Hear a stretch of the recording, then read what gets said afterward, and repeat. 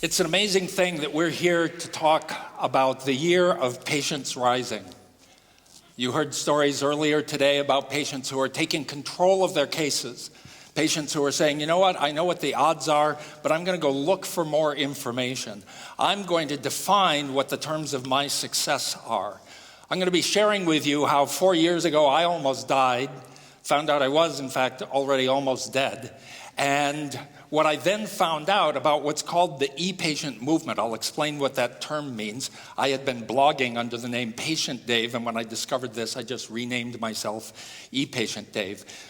Regarding the word patient, when I first started a few years ago getting involved in healthcare and attending meetings as just a casual observer, I noticed that people would talk about patients as if it was somebody who's not in the room here, somebody out there. Some of our talks today, we still act like that. But I'm here to tell you, patient is not a third-person word. All right? You yourself will find yourself in a hospital bed, or your mother, your child, there are heads nodding, people who say, yes, I know exactly what you mean. So when you hear what I'm going to talk about here today, first of all, I want to say that I am here on behalf of all the patients that I have ever met, all the ones I haven't met. This is about letting patients play a more active role in helping healthcare, in fixing healthcare. One of the senior doctors at my hospital, Charlie Safran, and his colleague Warner Slack have been saying for decades that the most underutilized resource in all of healthcare is the patient. They have been saying that since the 1970s. Now I'm going to step back in history. This is from July 1969. I was a freshman in college, and this was when we first landed on the moon. And it was the first time we had ever seen from another surface. That's the place where you and I are right now, where we live. The world was changing. It was about to change in ways that nobody could foresee.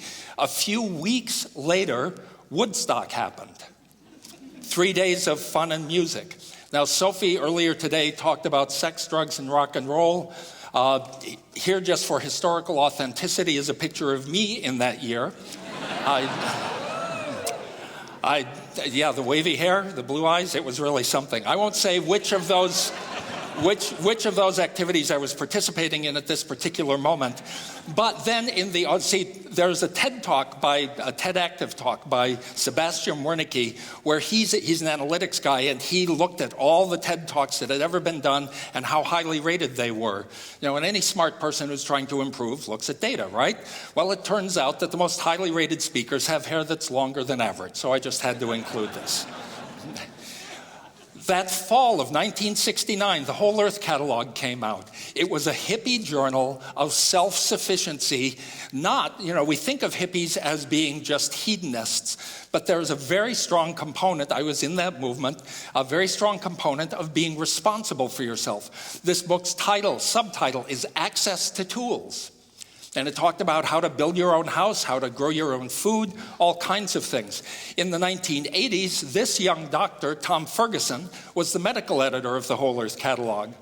And he saw that the great majority of what we do in medicine, healthcare, is taking care of ourselves. And in fact, he said it was 70 to 80% of how we actually take care of our bodies. Well, he also saw that when healthcare turns to medical care because of a more serious disease, the key thing that holds us back is access to information. And when the web came along, that changed everything. Because not only could we find information, we could find other people like ourselves who could bring us information. And he coined this term, e-patients, equipped, engaged, empowered, enabled. Obviously, at this stage of life, he was in a somewhat more dignified form than he was back then. Now, I was an engaged patient long before I ever heard of the term. In 2006, I went to my doctor for a regular physical, and I had said I have a sore shoulder. Well, I got an x-ray, and the next morning, you may have noticed, those of you who have been through a medical crisis will understand this. This morning, some of the speakers named the date when they found out about their condition. For me, it was 9 a.m., on January 3rd, 2007, I was at the office. My desk was clean. I had the blue partition carpet on the walls. The phone rang, and it was my doctor. He said, Dave, I pulled up the x-ray image on the screen of the computer at home. Don't you just love digital information flow? He said, your shoulder's going to be fine, but Dave, there's something in your lung. If you look in that red oval, that shadow was not supposed to be there. To make a long story short, we talked about it a little bit, and I said, so you need me to get back in there? He said, yeah, we're going to need to do a CT scan of your chest. And in parting, I said, is there anything I should do? He said, think about this. When this is the advice your doctor gives you, just go home and have a glass of wine with your wife. I went in for the CAT scan, and it turns out there were 5 of these things in both my lungs. So at that point, we knew that it was cancer. We knew it wasn't lung cancer. That meant it was metastasized from somewhere. The question was, where from? So I went in for an ultrasound. I got to do what many women have, the jelly on the belly and bzzz. My wife came with me. She's a veterinarian, though she's seen lots of ultrasounds. I mean, she knows I'm not a dog. But what we saw, this is an MRI image. This is much sharper than an ultrasound would be. What we saw in that kidney was that big blob there. And there were actually 2 of these. One was growing out the front. It had already erupted and it latched onto the bowel. One was growing out the back and it attached to the psoas muscle, which is a big muscle in the back that I'd never heard of, but all of a sudden I cared about it. I went home. Now, I've been Googling. I've been online since 1989 on CompuServe. I went home, and I know you can't read the details here. That's not important.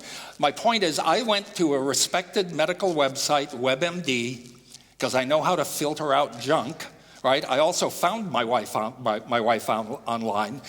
Before I met her, I went through some suboptimal search results, right? So I looked for quality information. There's so much about trust. What sources of information can we trust? Where does my body end and an invader start? You know, a cancer or a tumor is something you grow out of your own tissue. How does that happen? Where does medical ability end and start, right? Well, so what I read on WebMD, the prognosis is poor for progressing renal cell cancer. Almost all patients are incurable. I've been online long enough to know if I don't like the first results I get, I go look for more. And what I found was on other websites, even by the 3rd page of Google results, outlook is bleak. Prognosis is grim. And I'm thinking, what the heck? I didn't feel sick at all. I mean, I'd been getting tired in the evening, but I was 56 years old, you know? I was slowly losing weight, but for me, that was what the doctor told me to do. All right, so it was really something. And this is the diagram of stage 4 kidney cancer from the drug I eventually got, totally by coincidence. There's that thing in my lung. In the left femur, the left thigh bone, there's another one. I had one. My leg eventually snapped. I fainted and landed on it, and it broke. There's one in the skull, and then just for good measure, I had these other tumors, including, by the time my treatment started, one was growing out of my tongue. I had kidney cancer growing out of my tongue.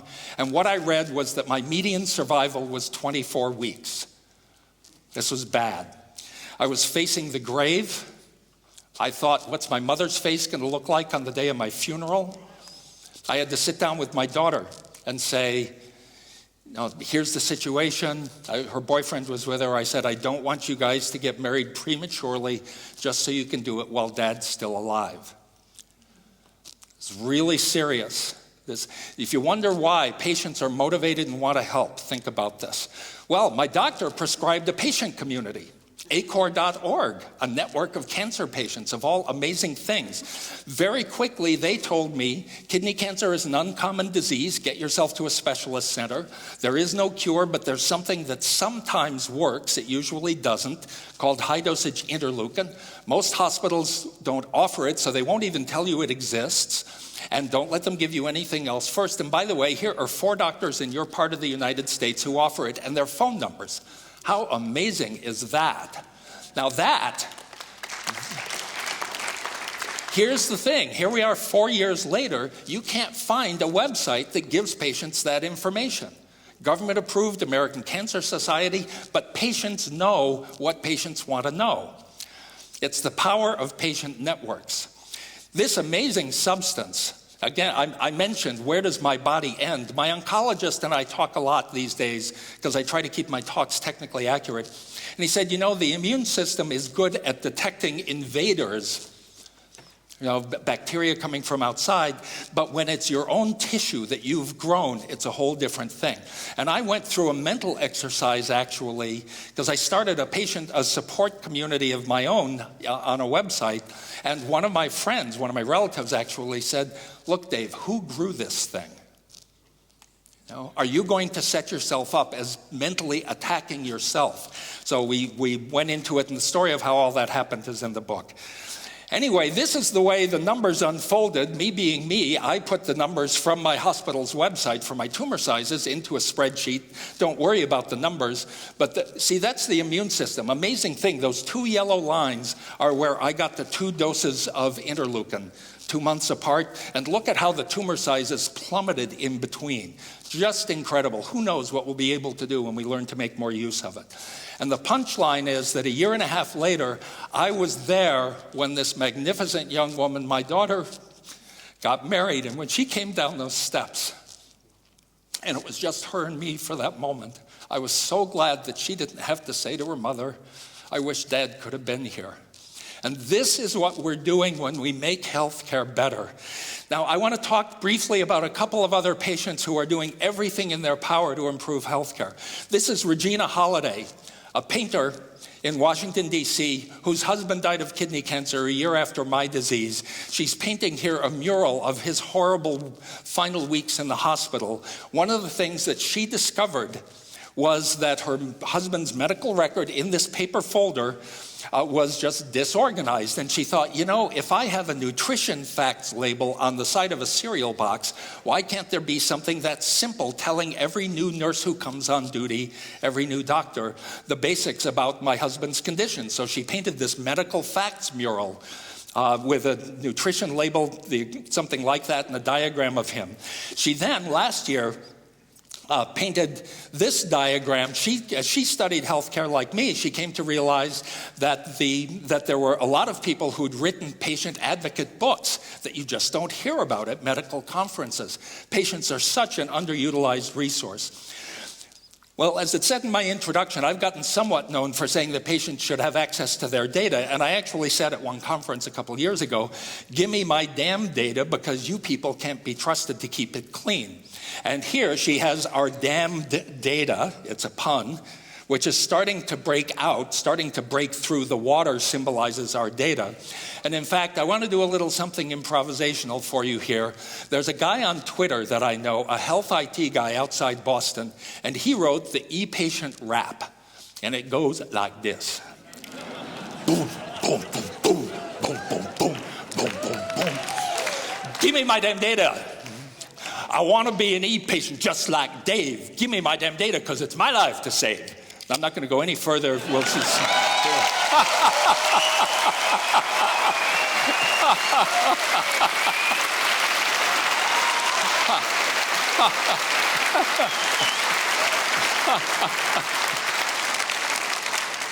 Well, thank you. That shot the timing. Think about the possibility. Why is it that iPhones and iPads advance far faster than the health tools that are available to you to help take care of your family? Right? Here's a website, visiblebody.com, that I stumbled across it, and I thought, I wonder what my psoas muscle is. So you can click on things and remove it. And I saw, aha, that's the kidney and the psoas muscle. And I was rotating it in 3D and saying, I understand now. And then I realized it reminded me of Google Earth, where you can fly to any address.